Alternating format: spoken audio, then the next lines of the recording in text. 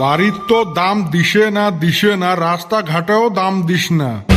মোর আর কুতি দোষ, মানুষটাই না কুল। হইলেও তাও আশপাশ দেহি কোয়া লাগে।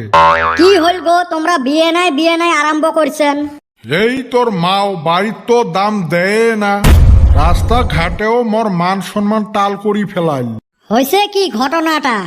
হ্যাঁ বাবা, লক্ষ্মীপুর জামু ডাক্তারের হতে, বুঝছিস না? একটা ধলা পিলপিলি রিজার্ভ করলুম, 300 টাকা ঠিকঠাক হল।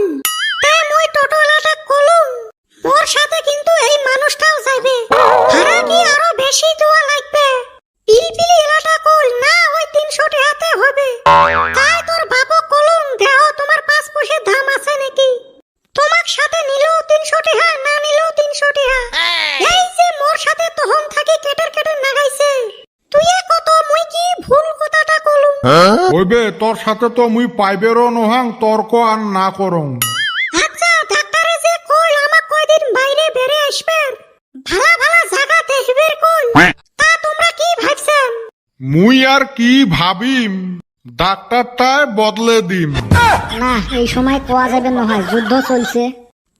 তাও কম গো আব্বা, ঠান্ডা তো পড়বে লাগছে, মোর জন্য অল্প চিন্তা করলে হয় না? এই তোর জন্য কি চিন্তা করমু? অল্প পাত্রি টাত্রি খরচ করলে ভাল হয় না? কে কিসের জন্য পাত্রী খরচ করা লাগে?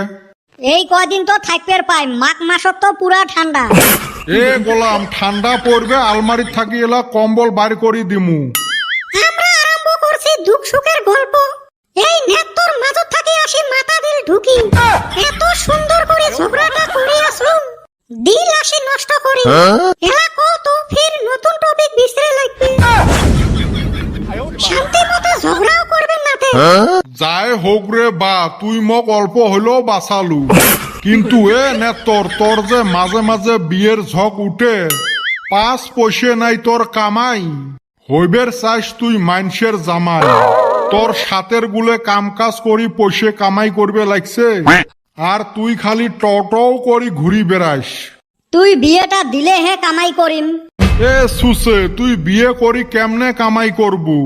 এই শুন তাহলে, মোর একটা বন্ধু না ডাক্তার, লাখ লাখ টাকা কামাই করে, গাঁৱত সেই সম্মান পায়। ওই গাঁৱতে ফির মোর আর একটা বন্ধু আছিল, ওই মন নাহান, পড়াশুনে নাই, ঢুড্ডের মতো ঘুরি বেড়ায়। একদিন ওই ধনী মানুষের বেটিক নিয়ে পলে গেছে। কিছুদিন পরে আমরা খবর পাইলেন ওই চেংড়ির বাপ কোটিপতি, আর চেংড়িও এক বাপের এক বেটি। কি করবে, চেংড়ির বাপ মাও মানি নিল। এলা ওই মোর ঢুড্ডে বন্ধুটার নামত 3টে তেল ডিপু, আরো ধুপড়ি টাউনত 5 বিঘে মাটি। মোর বন্ধু এলা ওই ডাক্তারের চাইও বেশি ধনী হয়ে গেছে।